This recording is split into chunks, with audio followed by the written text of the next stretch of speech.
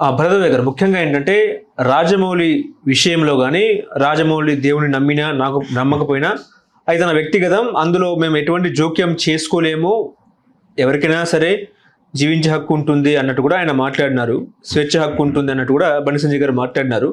అయినా కూడా రాజమౌళి గారి మీద ట్రోల్స్ మాత్రం ఆగట్లేదు. వారణాసికి కష్టాలు ఎందుకు వచ్చాయంటే ఏం చెప్తారు? వారణాసికి కష్టాలు రావటము అని అనుకోనక్కర్లేదండి. వారణాసి ప్రచారం జరుగుతోంది అనుకుంటే సరిపోతుంది. అంటే ఆయన మీద కేసులు పెట్టిన మాట వాస్తవం.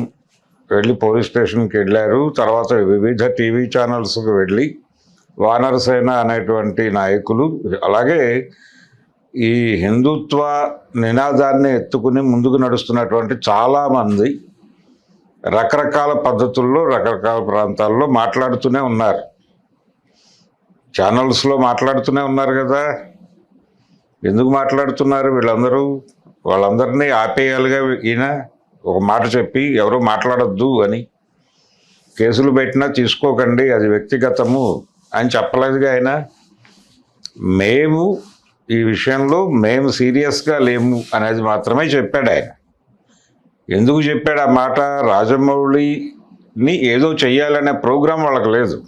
కాకపోతే రాజమౌళిని విపరీతంగా ట్రోల్ చేస్తున్నారు, ఆయన గురించి చాలా బ్యాడ్గా మాట్లాడుతున్నారు, ఆయన ఏదో హిందుత్వ వ్యతిరేకి అన్నట్టుగా ప్రొజెక్ట్ చేస్తున్నారు. కానీ సీరియస్గా డిమాండ్ చేస్తే ఆయన 2 రోజుల్లో ప్రెస్ మీట్ పెట్టి సారీ చెప్పేస్తాడు. ఆయనకేమీ మొహమాటాలు ఏం లేవు.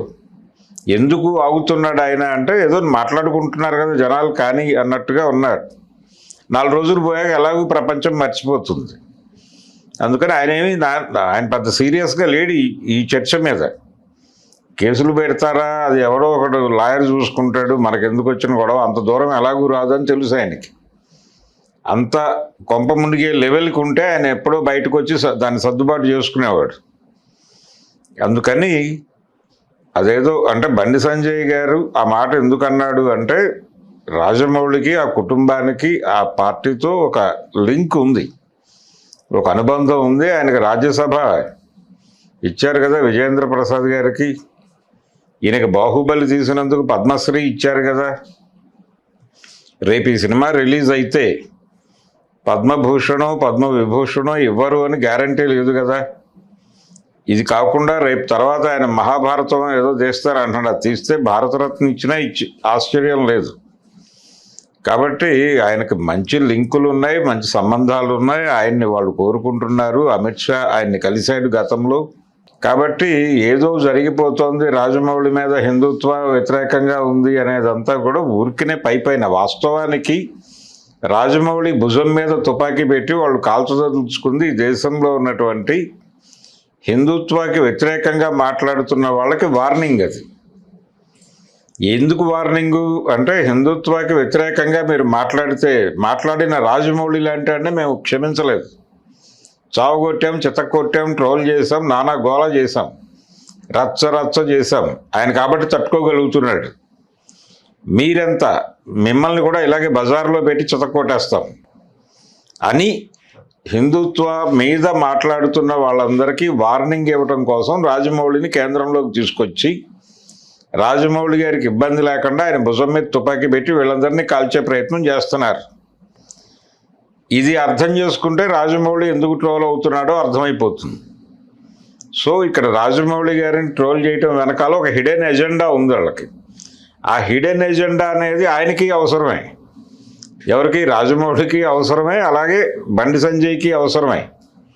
అందుకని వాళ్ళు ట్రోల్ ఆపమని చెప్పరు కానీ అది ఆయన వ్యక్తిగతము అని ఆయనకి ఒక కాంప్లిమెంట్ లాగా ఇస్తాడు. ఆ కాంప్లిమెంటే ఇచ్చాడు ఇప్పుడు. అందుకని అందులో పెద్ద ఆశ్చర్యపోవాల్సినటువంటి అంశం కానీ, లేకపోతే ఇదేమిటి ఎలా రియాక్ట్ అయ్యాడు, వాళ్ళు అలా తిడుతూనే ఉన్నారు కదా అని గందరగోళ పడాల్సినటువంటి అవసరము లేదు. ట్రోలర్లు వాళ్ళ టార్గెట్ రీచ్ అయ్యే వరకు తిడుతూనే ఉంటారు రాజమౌళి. టార్గెట్ రీచ్ అవడం అంటే రాజమౌళి సారీ చెప్పడం కాదు. బయట హిందుత్వ గురించి మాట్లాడే వాళ్ళందరూ అయ్యో బాబాయ్ రాజమౌళినే బతకనివ్వట్లేదు మనమెంత అని నోరు మూసుకునే వరకు ఈ దాడి నడుస్తూనే ఉండొచ్చు. కాబట్టి దీని పర్పస్ వేరు, ప్రోగ్రాం వేరు. బయటకి కనిపిస్తున్న సినిమా వేరు, లోపల సినిమా వేరు. అందుకని లోపల సినిమా చాలా పవర్ఫుల్, బయట సినిమా కంటే కూడా. అందుకని బండి సంజయ్ గారు వారిని ఎంకరేజ్ చేశాడు, మీరు కానివ్వండి రా అని.